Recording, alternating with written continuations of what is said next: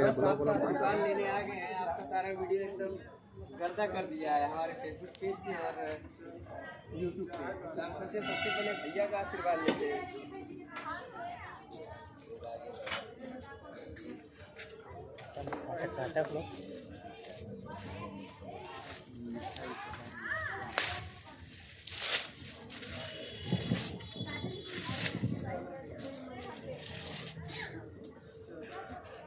ये राधा किशन का फोटो मैंने इसलिए लिया ना क्योंकि हम चाहते हैं अब शादी हुआ है तो 7 जन्मों का बंधन। इसलिए मैं एक बात कहा करता हूँ, कहते हैं कि हर शाम सुहानी नहीं होती और हर चाहत के पीछे कोई कहानी नहीं होती।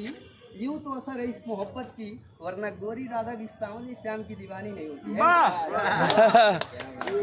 इसलिए मैंने भैया को एक जो है भैया एक अलग अंदाज में किशन का